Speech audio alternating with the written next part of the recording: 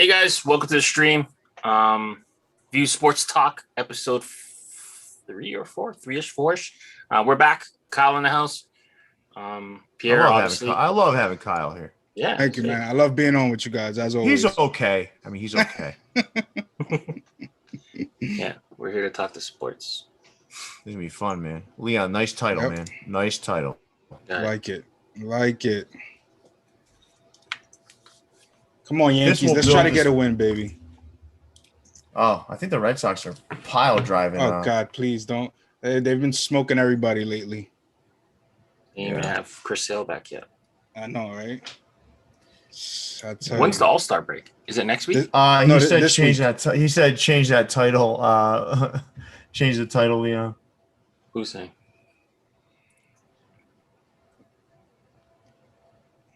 Change it to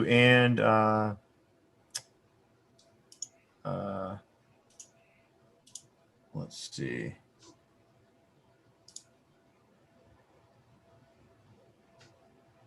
And the Bauer outage? Yeah, and Bauer's really outage. Yeah, perfect.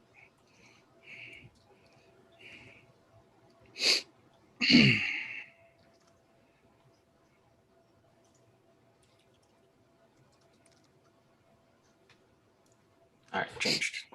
Nice. Checked it. All right. So we got some topics to talk about here, right? So I'm going to have to go into share here.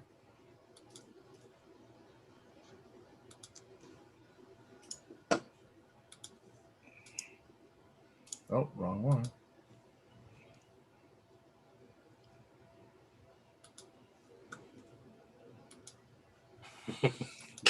Gilly's like put S3X. What's that? Gilly's like put S3X instead. All right. You guys see everything okay? Yeah, yep. Perfect. All right. You guys ready to get started here? Yes, sir. All right. Let's maybe we'll give it another minute or so, right, Leon? Get a few more people into the room. Yeah, we'll give it to 10:02. Yeah, 10:02. I can't wait to do our Yankee section of the show. Oh, baby. Them Yanks. Them stanking Yanks. Man, it has been a troublesome year for the Yankees. Troublesome. And I'm gonna just talk about it a little bit when we get into it. I mean, obviously, I'm not the GM or anything, but there's some things they've done wrong with that team. I can't wait to hear your take on that. Listen, they pissed me off. I went to the game last week. No, was it? I went to the game Monday, I believe it was. Or Tuesday, was it? I forgot which game it was. I think it was the Ohtani. Yeah, it was the Ohtani game. And when they jumped out to that big lead and then they ended up losing. I mean, I left because of the rain. It was the one where they hit the grand slam. But I was like, I got home and I was like, these motherfuckers, man. Got me up to this bullshit. I absolutely love seeing the Yankees kind of struggling. It's like one of my favorite things in the world to watch. Listen, I feel the same way as an unfortunate Jet fan. When the Patriots struggled last year, I was like, fuck yeah. I mean, you guys still did better than us. But that's not saying much because we suck. Well, you guys ready to get started here? Let's do it. All right. So as everyone kind of jumps into the room, if you could give us a like, we're trying to gain a little momentum with this show. We've got Kyle on here with us weekly, unless he goes on a vacation or something, but hopefully we can keep him on weekly. We're going to have other guests coming up too with us, but this will be, this would be, wait, what did I say? I don't know what he's talking about. Leon, what the hell? For the podcast. Oh, I got you. All right, cool. To have a break in action. But yeah. So, all right. So let's get started here. So, we're gonna start here. So, Leon, how about you take it away, buddy? Yeah. So, the quarterbacks were playing in like a little golf tournament. There at one point, Gronk had called Tom Brady. He was giving him a little bit of shit for missing some OTAs to go play golf. Brady responded with, I'm only scouting my competition. He's the leader of the Packers. And Gronk went on and say, like, he made the joke that Aaron Rodgers looked more out of shape than he did when he was playing when he was retired. So that got, me to thinking, like, where does Aaron Rodgers kind of rank on the top quarterbacks of all time? The Packers they've only won one with him. They've never really used a lot of first round picks to help him, but kind of whose fault is it that he hasn't won more, and kind of where he ranks on the GOAT talk. I know Pierre is really passionate about this, and he could probably talk about an hour about why Brady's number one, but I guess we'll start with Pierre. Well, Brady's better. When it comes to pure athleticism, Aaron Rodgers is a better athlete, but he's also 1-4 in NFC Championship games, right? He's been there. He's been there 5 times. He won once, and he ended up winning the Super Bowl that year. But at the end of the day, listen, Tom had a bunch of under talented teams. He won with the number one receiver being Troy Brown, who's 5'9". Okay, he won that year with a 5'9" number one receiver, and very little around him. But he did have Bill Belichick.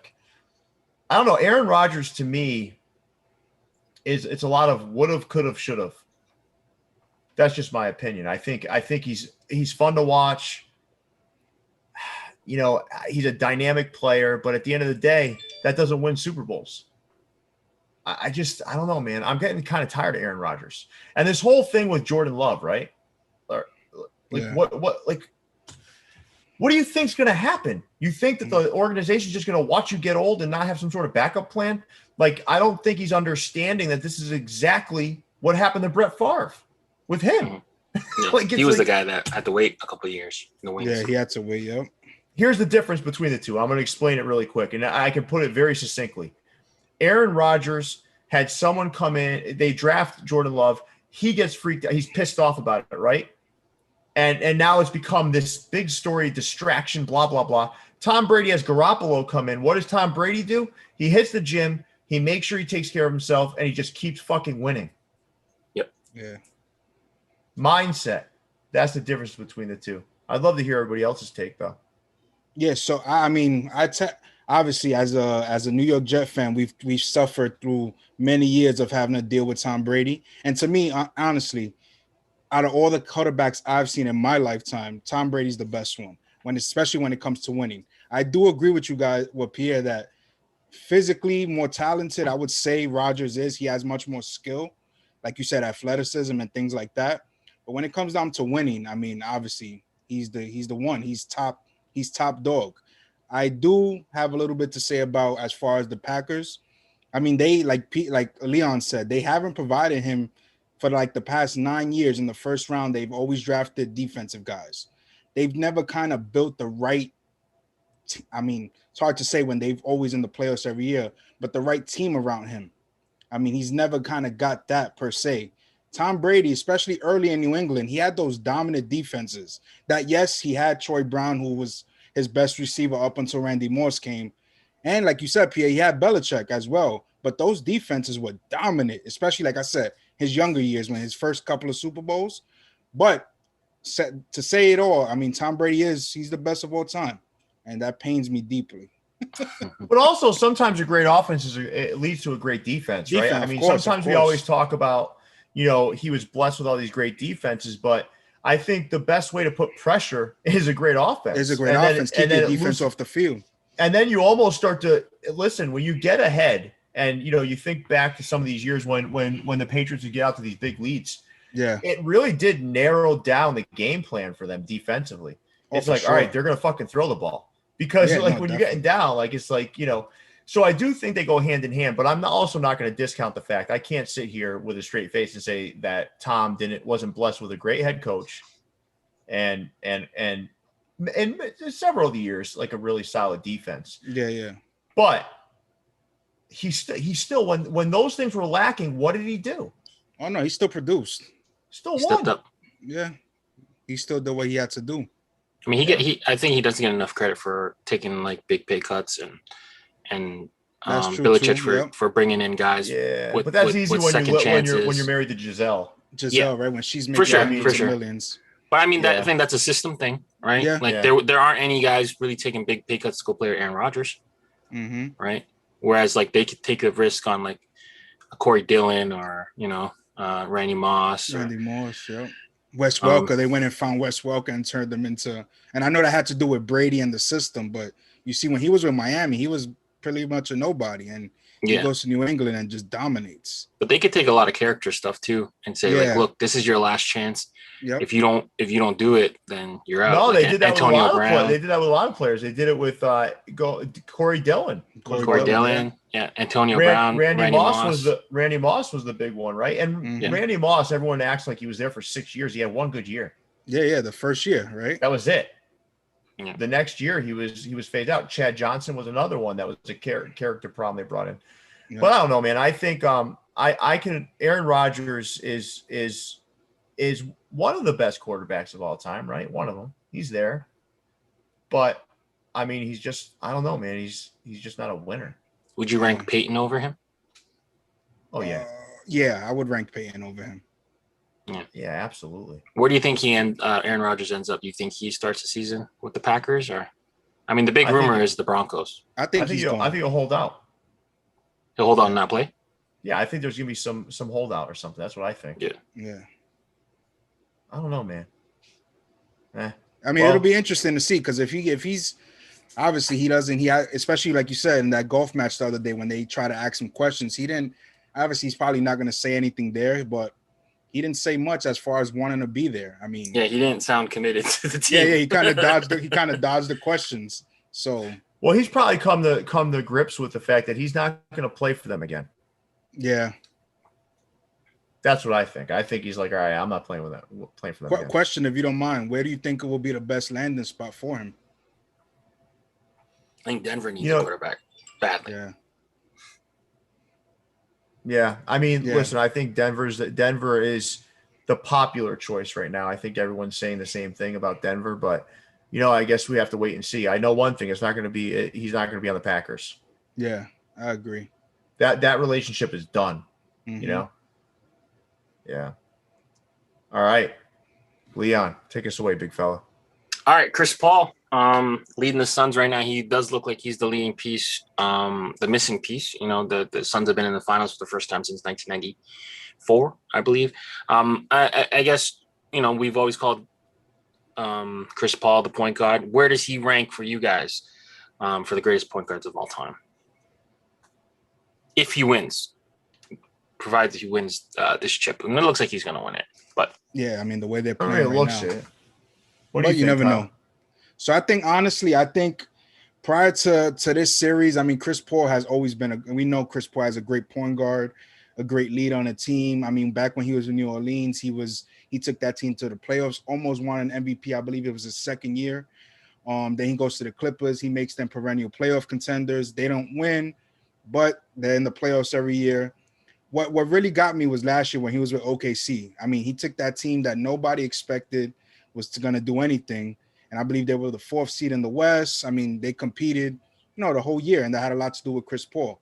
As far as like, I would say all time, I would still have him, even if he wins the title, I would still have him outside my top 5 personally.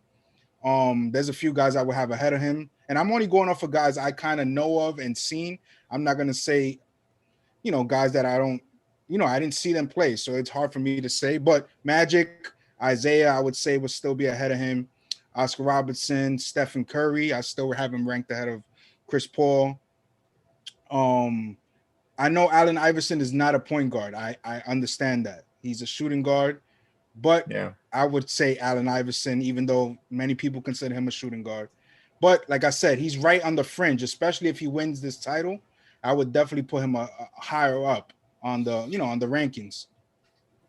Yeah, I don't know if I would rank him higher if he wins. I mean, I'm okay with understanding where someone kind of fits in,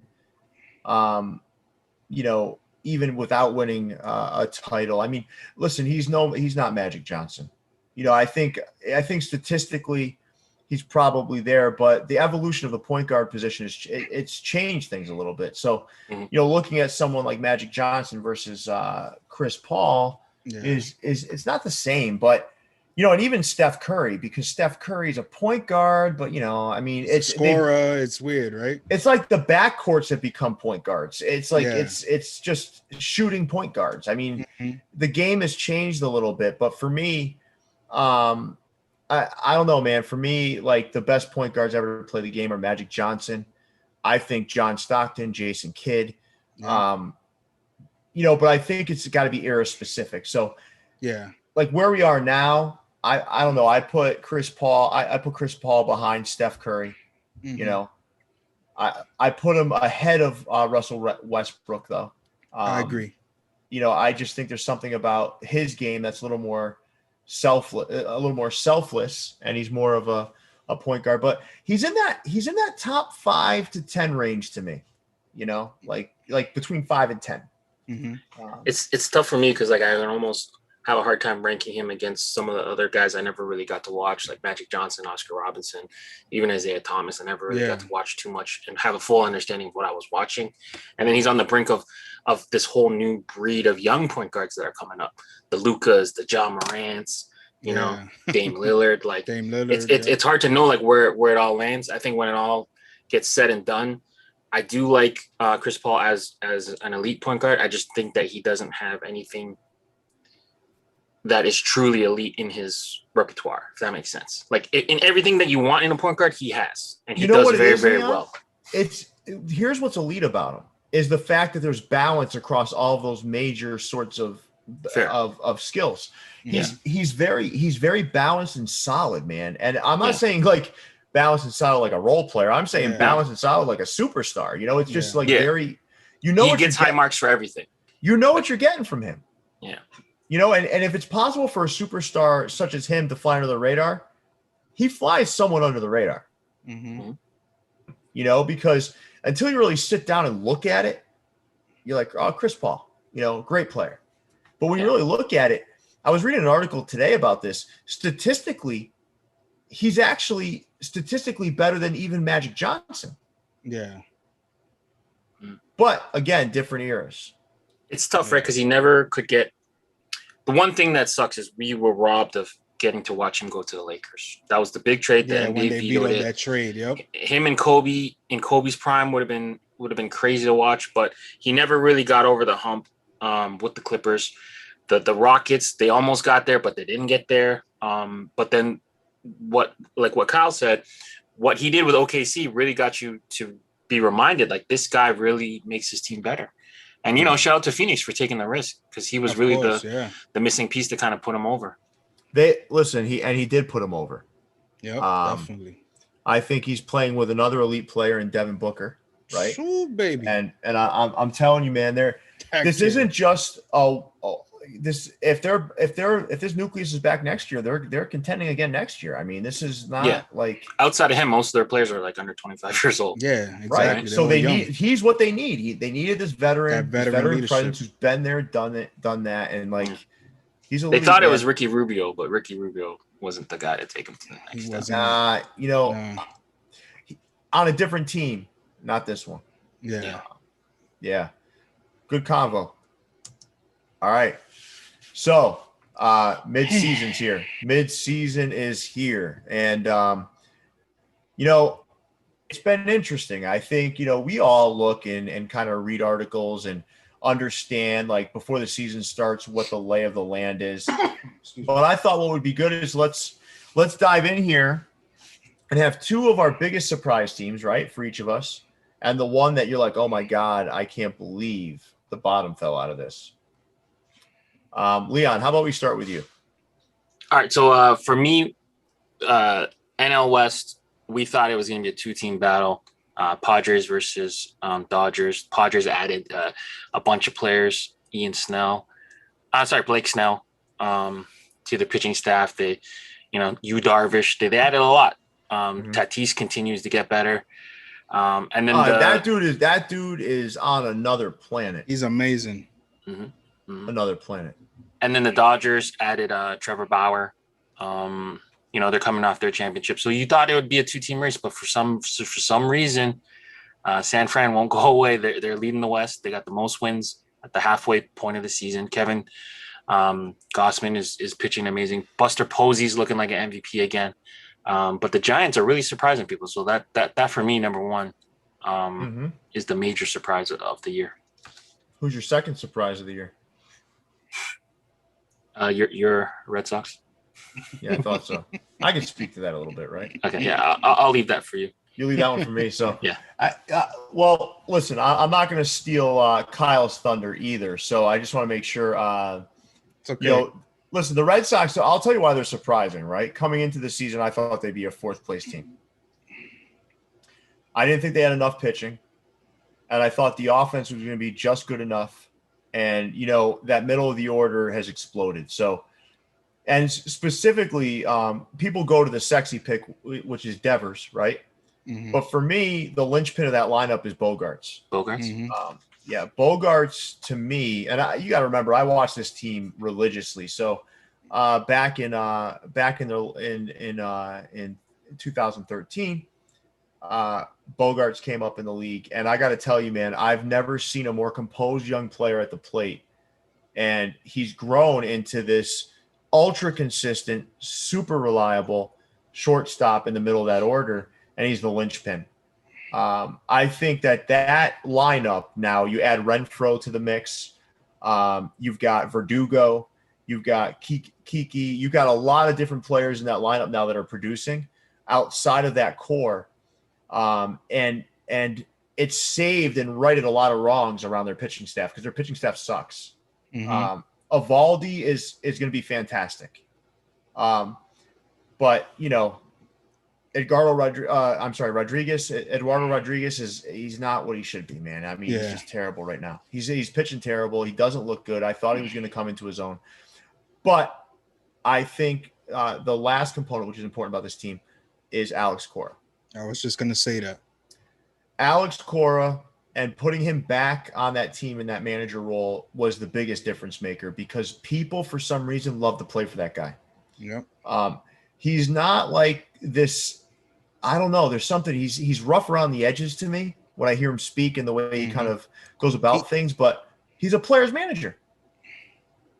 You know what it is? I think with Alex Cora, before I talk about my stuff, he like you said, he's rough around the edges, but he says it as it is.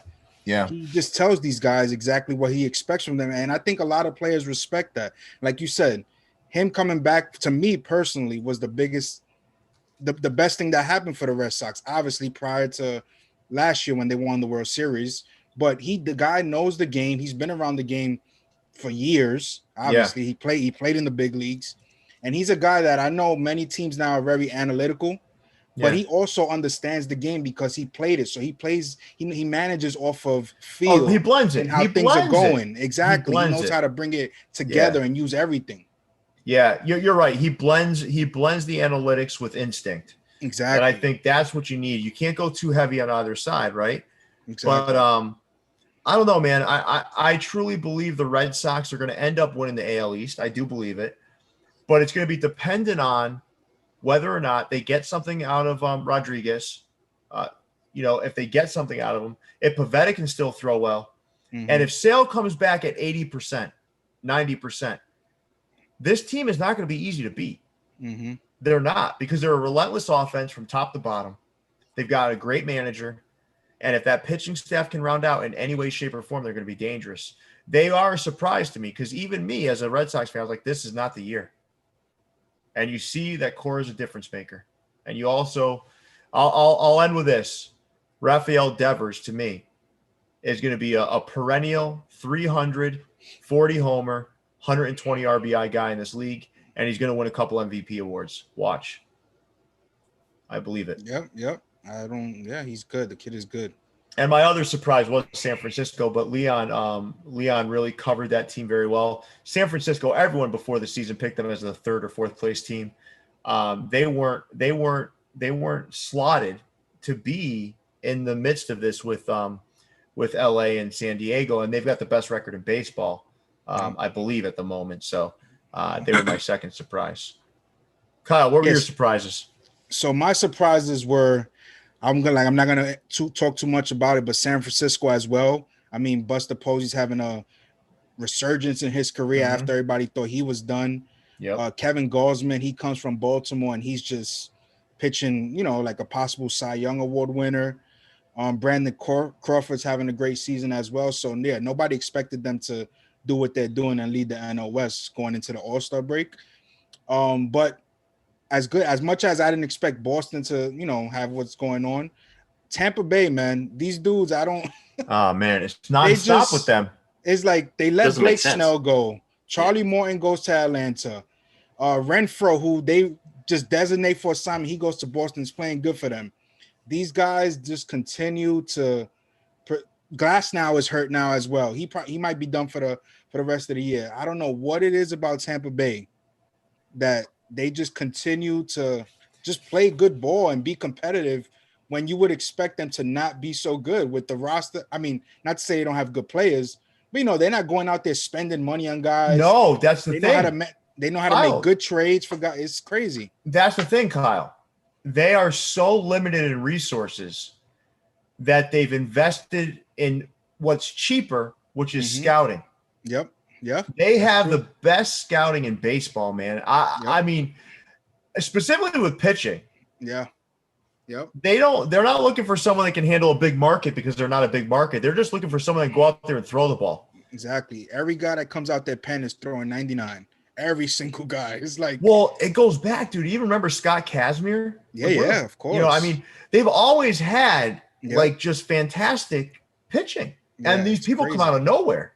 Yep, it's crazy. And you guys' new GM was from Tampa Bay, Hein Bloom. So I mean, that's a good look for you guys as well. Why do you think they went after him? It's because of that. I mean, exactly. He knows how to do more with less, pretty much. And the Red Sox were trying to kind of come down from, the big payroll as far as luxury tax. That's why, unfortunately, they let Mookie go. So, I mean, a guy like that he's been in an organization like Tampa where that's how they operate. I mean, it's perfect to be able to operate like that and have the money as well. I mean, that's what makes it even more, much better for him. And multi-positional players. I think that's what's making Boston really dangerous right now. They can just rotate out. Guys don't have to really miss too much time. And, like someone like Kiki, big game player, but he can play all over the field. So I think that's one thing that you're noticing about Boston is that they're almost like Swiss Army knives. Like they're ready to plug and play and mix that lineup up. So that's what they're built like they're built like a National League team. And I think there's value in that if they're the right players. Yeah. All right. So how about the team that we're like, holy shit, how did this happen? Let me start. This is where it gets a little dicey, right? Listen, I know, I'm a Yankee fan, so I admit it. But fuck, man. What I mean, I don't know. Listen, first of all, going into the season, I expected great things from them, as many other, I guess you would say, Yankee fans and analysts throughout the sport of baseball, right? But as you look at this team more and more, they're just built horribly. I mean, they just are. First of all, just real quick, their lineup, there's no balance to their lineup. Every single guy in their lineup is a right-handed bat. In baseball, you have to have balance in your lineup for the simple fact that it makes teams think about how they attack you from the pitching standpoint. So for them just having righties, that's playing in Yankee Stadium. Everybody knows Yankee Stadium, left-handed bats dominate there. You got the short porch in right field. Secondly, their pitching has sucked. I mean, Cole, I guess the spider attack was real because he's ever since the past month, he hasn't been doing anything. I mean, he's been struggling. And they spent $324 million on him. So I could keep going on and on, but I blame this on Cashman. He's the one that built this team. He seems like he didn't go about building it the right way. And Aaron Boone, before I finish. Aaron Boone, sorry, buddy. It's time to go.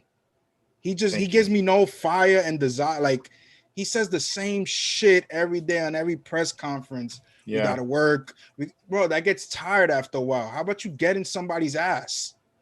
And it's just, and I get it. This generation of players, they tend to not like that type of managing or coaching, I guess you can say. Not all, but some. But it's frustrating seeing them play the way they're playing when I expected more from them, you know? It's frustrating. My biggest disappointment wasn't even New York, honestly. It was Atlanta. You know, I think Atlanta had a big three in their pitching staff that was supposed to perform. Acuna is he's certainly not at the same level he was at the beginning of the season. Mm-hmm. I mean, Atlanta was picked everywhere to win the NL East, and the NL East has turned out to be the weakest division in baseball right now. I mean, it's terrible. Yeah, it is. I mean, it's a really it's a disappointment. I think that's a team that I expected going into the year that was going to be better, and it certainly hasn't panned out that way. But the Yankees are a close second for me.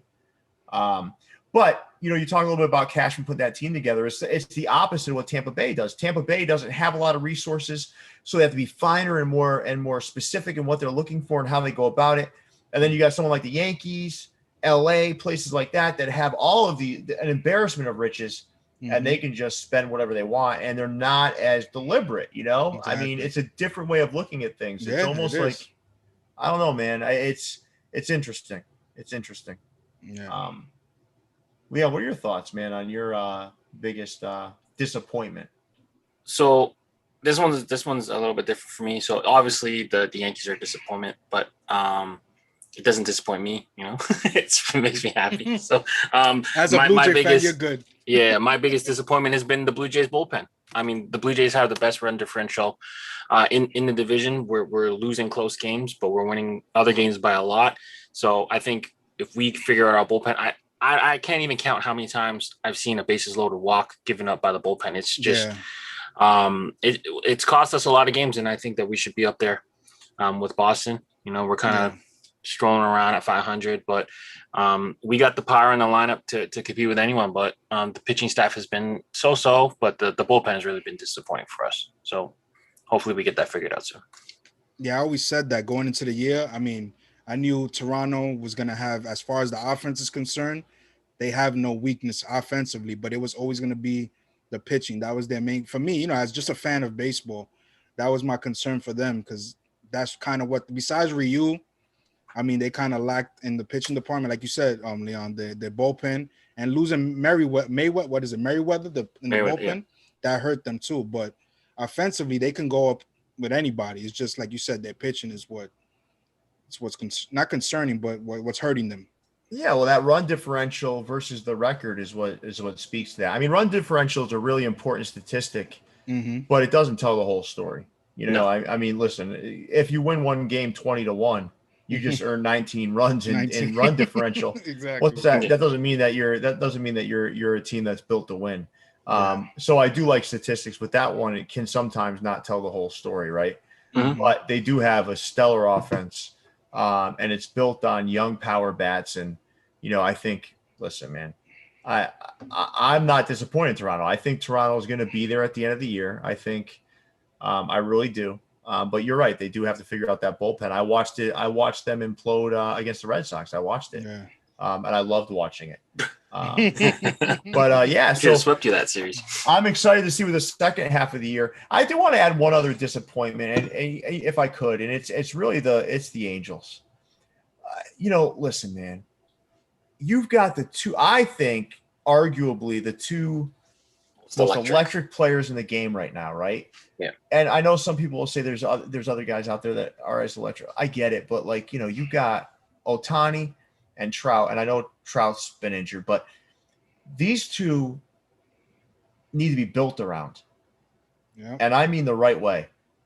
It's incredible to watch two guys playing the way they do, not being, I don't know, on the big stage. Like, it's just not happening. Like, invest, man.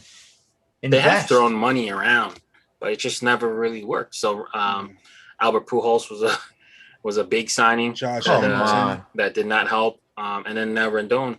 And Josh Hamilton, right? They signed Hamilton a couple of years back, and it was a mess. It's not for lack of spending money, but you're right, though. They have not been built around properly. That's the big thing. Like, there's no, with baseball, it's such a team sport that it don't matter that you have the best pitcher and maybe the best hitter. in the league, if you don't have the pieces around him, it don't matter, because it's not like basketball where LeBron can take 30 shots. It's not like Mike Trout's going to get more at bats than anyone else. 4 to 5 at bats a game. That's it. Nah, man, these long baseball contracts are damaging. Yeah, it really is. I mean, they never work out. You look at the Baltimore Orioles with Chris Davis. Oh my God! Like that guy, that contract, that guy literally ruined that franchise. Yeah, Prince for Fielder. years. Prince Fielder. Pujols. Yeah, you could. I love Albert Pujols. He's one of the best players of all time. Yeah, Cano. Yeah, Cano. Yeah, there's so many. That contract was going to take him up to 42 years old, and he's still under I mean, for the Mets, unfortunately, even though he's suspended this year, but he still has 2 more years on his contract after this year, and he's crazy. It's insane. Yeah, it's crazy. That's why people are going to say I'm crazy, but that's why I was happy that the Red Sox moved away from Mookie Betts, because that was going to be a prohibitive contract for a long time, and he's built on speed. Yeah. And if one injury to that guy's leg, one. Yep. It's not these long-term contracts. If you're running a baseball, they're stupid. Yeah, it's true. I mean, it's guaranteed the best freaking money. Exactly. The best thing the Cardinals did was let Pujols go, honestly. I mean, yeah, obviously this was years ago, many, many years ago, but imagine them. They would have still had him on the contract right now if they don't get up from under him and let him walk, even after winning the title that year. Yeah. Well, speaking about walking, this guy's about to walk his way right out of the baseball world. And I got to be honest with you, man. This the more I learned about this story, the more I realized this guy's a fucking creep. So I don't know, man. Like I knew something was up when he had struggles with Terry Francona, who to me is one of the nicest managers in baseball. Just a good dude, man. Exactly. He threw the ball into the outfield. Threw the ball in the outfield. He never saw us. He was booted out of Cleveland faster than anybody I've seen. But the story here is what, guys? Leon, do you want to frame this one up? This one's a little tough. So he's currently being investigated. So they've I guess they've renewed his 7-day, investigation time frames as the Pasadena police, collect more information. It doesn't look good for him at all. The Dodgers have pulled all of his jersey and merchandise and everything from the thing. He signed a massive 3-year, I think 110 in the contract. Yeah. After him saying that he'd probably only take 1-year contracts from here on out. It's looking rough for the Dodgers. I don't know. What makes the story really interesting is that he almost pitched. The Major League Baseball had to step in and say, yo. This is bad. Listen. Yeah. All right. So basically the story is he had what he claims to be consensual sex with a female. And she wanted rough sex. And the second time was so out of control. Right? I mean, that's the reality of it. Yeah. Yeah. Like he hurt this girl. So he fractured her orbital. Dude, listen, from what I understand, the pictures show a busted lip, a concussion, all kinds of shit, man. This is scary shit. So this guy is a creep, man. I don't listen, there's varying levels of consent, right? So, I mean, I'm just going to be honest with you guys, right? If someone wants to have rough sex, so be it, right? But there's fucking limits to that, okay? So, like, I mean, if you're starting to bust up lips, concuss people and whatnot, I'm not in the world of liking that sort of sexual encounter, but this went beyond that, okay? Like, this is a grown man busting a woman's lip. And I gotta be honest with you, claw marks all over her face, right? Yeah. All that kind of stuff. And at one point, she's saying that she was unconscious as this was occurring. So to me, this is just my opinion. I don't believe he's ever going to play baseball again. And I also believe that there's limits to what someone consents to. So to me, if you're in one of these sorts of relationships and this individual and he's saying, all right, and they're kind of negotiating what's okay and what's not okay. And then they get in a bedroom and he busts up her lip and does all this stuff and nearly, I mean, listen, man, he's capable of killing her. Mm-hmm. Right? If you're I going mean, she's not filing the report unless she goes to the hospital either. That's what's kind of weird about the situation. I don't know, man. Listen, I don't want to go to a place where, you know, because it is. We're in a world now where some men are guilty until proven innocent instead of the opposite, right? Mm-hmm. But I don't care what anybody tells me. If the woman's got a busted up lip, she's concussed, all this stuff, that's fucking too much. Yeah. And that's not about fetishes and weird sexual things. That's someone who went too far and he should be held accountable for it. Period. Yep. I mean, I know this is a touchy subject. No, I agree. I mean, listen, when it comes to obviously to that level of whatever you do with your consensual partner, I mean, like I say, it's up to you guys. Whatever you decide on in the bedroom, that's up to you guys. But like you said, Pierre, leaving her with a concussion, a bruise, you know, she was all messed up.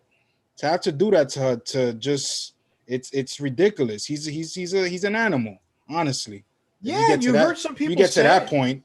Yeah, it's too much. Like, how could you? I mean, how do you as a man, like, do that and feel okay about it? I don't understand it, man. It doesn't make any sense to me. Exactly. And maybe I'm not a barbarian like this guy, but to me, I mean, listen, man, that's crossing lines. And you want to know how you know? I heard some people saying, "Oh, she consented," text messages, all that kind of shit. All right, well, maybe she consented to something, but it wasn't that. Not to get fucked up. Right, not to get fucked up like that. So if she's like, all right, guess what?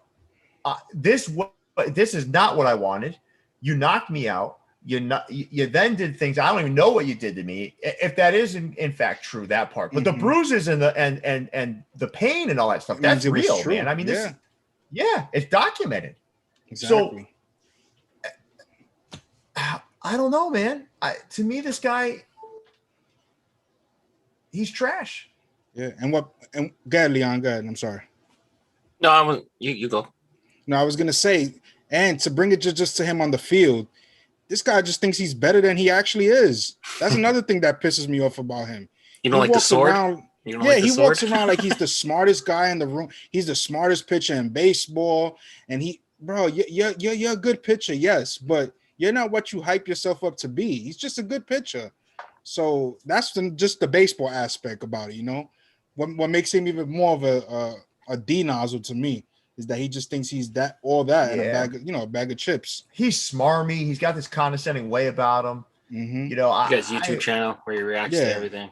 I agree with you guys. I think, you know, back to the subject though. I mean, this cross lines, man. I mean, and for those thinking that this guy might play baseball again, no.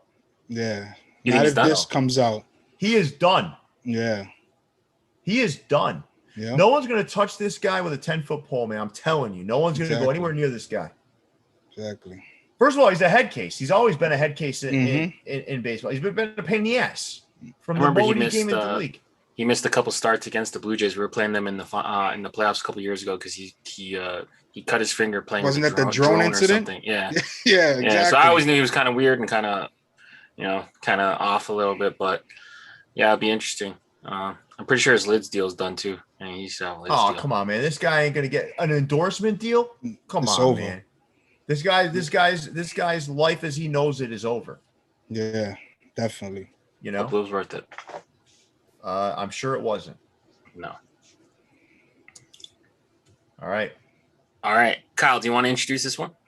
Yeah, so over the past couple of days, they've been talking about, obviously the Olympics is coming up the end of this month over in Tokyo, and they've been contemplating due to, you know, they said that there's a spike over in Japan, and they were thinking about if they were still going to have fans, because I believe prior to canceling fans being at the events, it was going to be, I believe, 50% capacity, and now they've come to the conclusion that it's not in the best interest for them to have fans at the events over in the Olympics.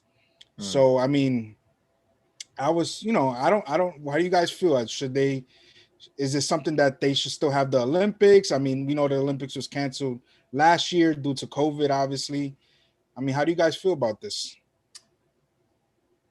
I think at this point, that they don't have a choice. It's like, what are you going to do at this point? You think they're going to do it? Have the Olympics? Yeah. Oh, absolutely. But it's going to be all televised. Like it always is, but it's not going to be live fans. And I understand it, but like, what are the options? Yeah. You've had all these, listen, it's still feasible for everyone to enjoy the Olympics. Right. So to tell all these athletes that have been training for this, oh no, you can't now because of this, that to me isn't the right thing to do. Yeah, definitely. The right thing is have the Olympics, and you're going to be enjoying it on television, everybody. Yeah. It's tough, right? Because everyone's handling, I guess, COVID differently. So in the States, you guys are pretty much, for the most part, I'd say back to normal capacities. Texas was first, Florida was first. Canada, we have nothing. I watch, the Euro, and I see European stadiums with 100,000 people, and I'm thinking I can't even go out and buy picnic stuff. But it's just interesting to see, how everyone's different reactions to it. There won't be a bigger super spreader event, I guess, than the Olympics. You're literally having people from all over the world come in. I don't know how it's going to be for the athletes. I think they're going to have to be in a bubble. And that's going to suck, but it is what it is. If this is what they want to do, this is kind of what they're going to have to sign up for. But yeah, it's just it's so hard to plan stuff now with Yeah, but also don't forget they have vaccinations exist now. So for athletes, it may not be necessarily the same. It may be vaccinations, and that may be the route it takes. But at the same point, listen, you're not going to you can't just get up and move the Olympic venue. Yeah, exactly. You also can't cancel it again. You can't because it's too far along in the process at this point. You can't do that. I don't know. That's just my take on it. It sucks, Yeah, no, and I think especially so we have the NBA players that obviously go over to the Olympics that compete in the Olympics, NBA players. So they're fine as far as finances are concerned, but there are a lot of these athletes that compete in the Olympics that this is how they make endorsement deals. This is how they're able to create opportunity for them to actually make money in whatever field it is that they participate in or compete in. So I think it's a thing, like you said, Pierre, they can't cancel it at this late of a junction, and we're less than a month out. It's just impossible to find another venue now to be able to have it, like you said, with fans. Like you said, we'll be able to watch it on TV and enjoy it that way, Yeah, and the sophistication of the setup for the Olympics is the difference maker here. Listen, the amount of money and planning and the way these things are set up, this isn't a simple hey, let's move this over to China or let's move this to the United States. It's not like that. There's way too much. There's so many venues, Olympic villages, all that stuff. Yeah, it's a big deal to host this in your country. It's not like Japan's gonna be okay, it's just give it up. Exactly. Yeah, that's not how it works. But this just transitioned into a TV event. That's what it did. So you got used to it last year, right? With watching some sports that were on TV itself, like the NBA and baseball. When basketball was the weird one. You can hear the plays being called. You can hear people yelling at each other and everything. You could hear everything. It was in baseball. You would sometimes hear the home runs hit the seats. It was so weird. It was weird. Wow. This was a lot to talk about, but it was fun. The Trevor Bauer one's not very fun to talk about. No, that was not fun. But we won't be seeing him. Ever again. Probably not. Probably not. Yeah. I feel for his agent a little bit. Yeah. He has I forgot her name. He has a it's a lady, agent. right? Yeah, he has a female agent, and she's trying to toe that line, but at some point, she's gonna have to jump off the ship too. Exactly. Because this one's pretty. Again, unless that woman did that to her own face, this is not good. Not at all. Yeah. Well, listen, this was fun, guys. That was a sobering topic, but overall, I love talking sports with you guys. There's a lot more to come. This is going to continue to pick up steam. We're going to continue to do cool stuff and refine this as we move along. But Kyle, any last words before we wrap up? No, man. Thank you for having me on. As always a good time talking with you guys. I love what you guys do, as you know already. So just love being on. I appreciate you as well, Leon. Big fella. Any last words before you take us away? Nope. All right. I think keep watching, guys. Appreciate all the support. Shout out to everyone in the comments right now. But yeah, we're gonna keep bringing the content for you guys. Yeah. All right. Well, Leon, big fella, take us away. All right. Before you leave, make sure you guys drop a like on the video, subscribe to the channel. Make sure you guys are following Kyle at Kyle Lopez on all major social media platforms. ViewsFromTheVault.com for your official merch. We got new pins coming very, very soon, so keep an eye out for that. Until next time, Leon, Pierre, and Kyle, we out. Stay fitted. See you, everybody. Peace.